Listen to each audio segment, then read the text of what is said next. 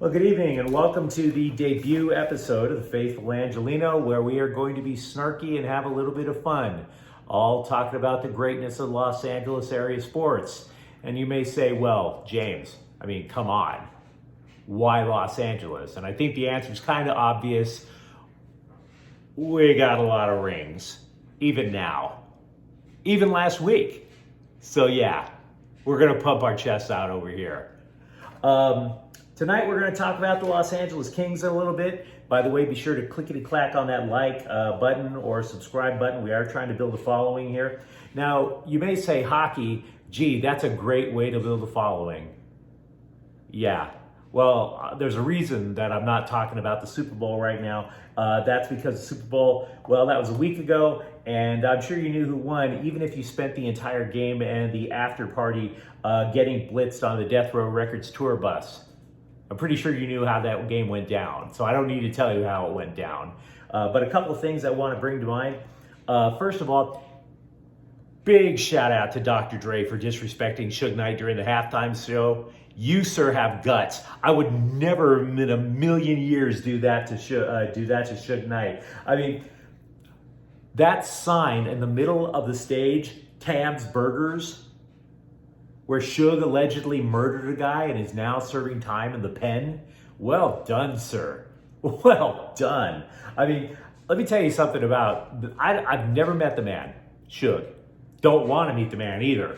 But the one time I came close to Suge Knight, I remember there was this brief moment in Hollywood where all the comics were convinced that Cat Williams got banned from the Comedy Store. Yeah, that lasted a couple of days. Cat showed up with Suge Knight. And then all of a sudden, the guy, Tommy, who used to book the store back then, is like, oh, hi, Mr. Williams. Hi, Mr. Knight. How much lip gloss should I be using before I kiss both of your asses? Yeah, come right on in. Water's fine. And then he'd be praying that Suge and Kat didn't find out what Tommy used to call all the black employees over at the store. Maybe that's a little bit too inside baseball in Hollywood, but who do I care? I will say one other thing, though. About the Super Bowl. I don't want to be disrespectful to Cincinnati, the city. I've been there. Dirty River, nice enough place, right?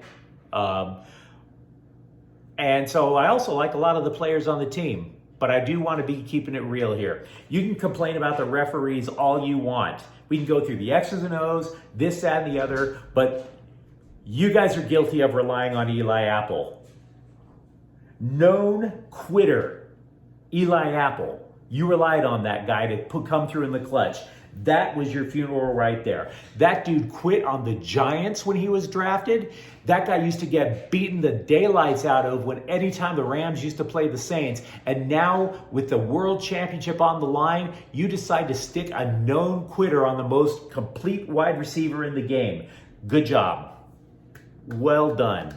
Go. The referees didn't take that from you guys. Stop it. So let's move on to the LA Kings, because after all, they played tonight and last night.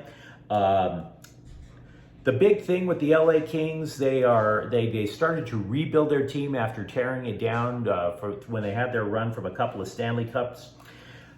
And their goal for this year was to try to make the playoffs. They haven't been in the playoffs since 2018. And if the playoffs started tonight, they'd be in. Well, they'd probably get smoked by the Colorado Avalanche, but right now they're in.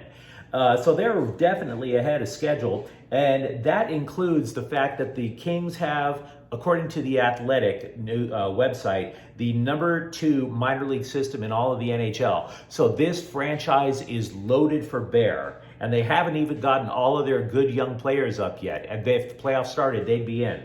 Now, the other reason that I wanted to talk about the LA Kings is because I took my wife to go see them play in Vegas last night, where they pulled out a 4-3 overtime victory. And earlier tonight, they beat the Phoenix Coyotes, back-to-back wins. Although, let's be honest, the Phoenix Coyotes. Basura caliente. I've been working on my Spanish. Hottest of garbage.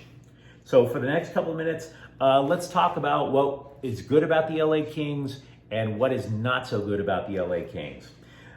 The first thing I like about the LA team is that they are very tough to play against. I am not going to sit there and try and hype this team as a Stanley Cup contender now, but you never know once the playoffs start, because they will have Jonathan Quick in net. Quick, very angry at goaltender. He's always been at his best when he's angry, and that definitely includes playoff time.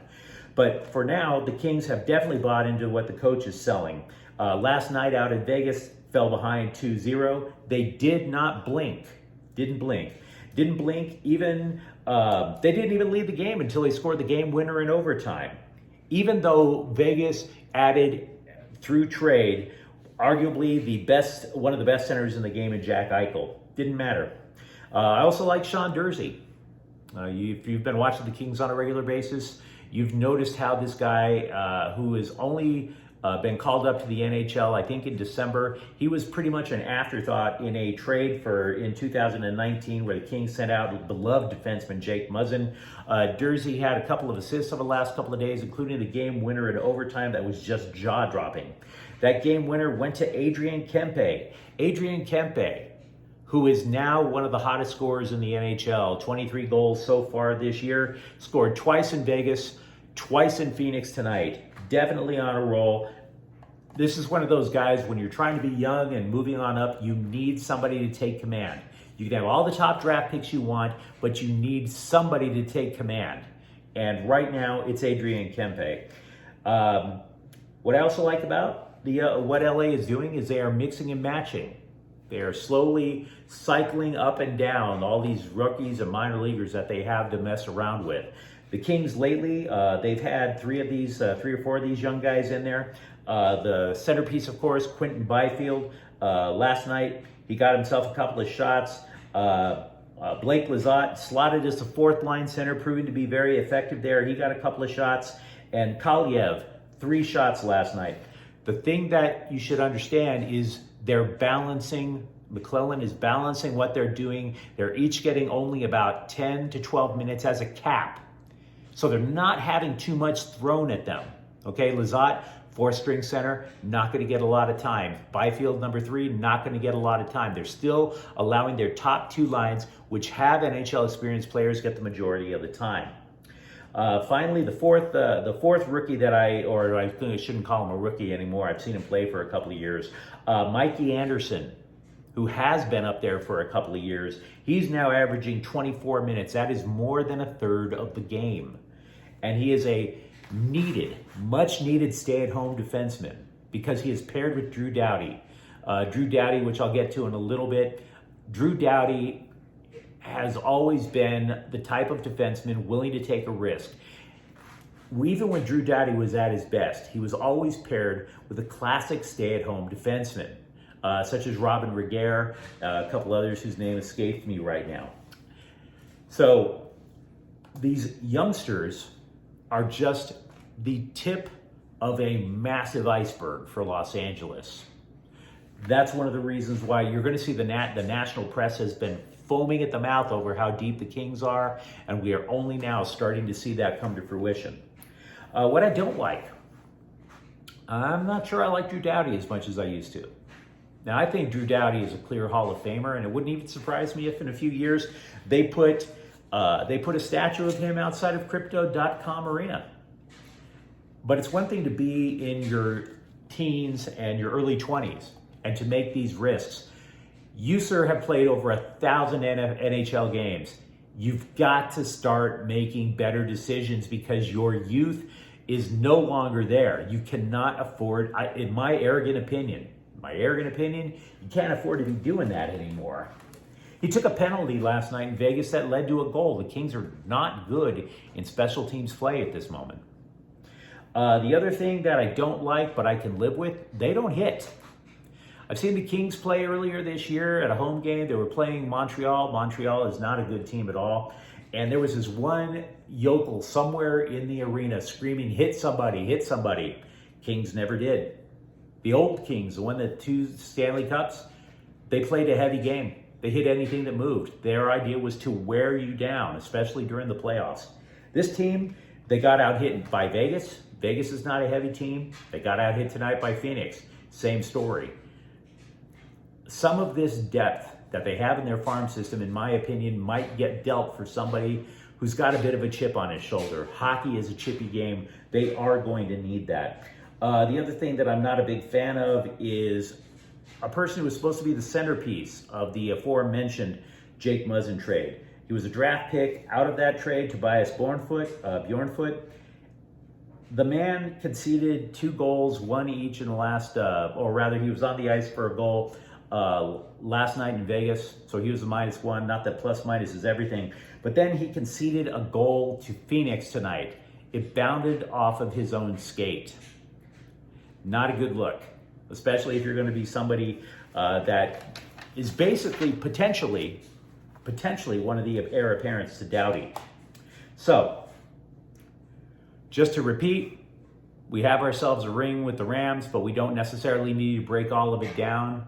Thanks, Eli Apple. We owe you one. And in addition to that, well, it might be a little bit premature to dust off the mantle for a King's ring or a King's Cup, but they are a lot closer than they were before. So, as I mentioned earlier, please like or subscribe to the channel. We're going to be talking about soccer a little bit over the next week with MLS coming around, both the Galaxy and a little funky team called LAFC. But we'll talk to you tomorrow. Until then, well, whether it be from my apartment or an airport or some sleazy hotel in Des Moines, Iowa, we're going to talk about Los Angeles sports right here. Look forward to seeing you tomorrow. Until then, it's James. Have a good night.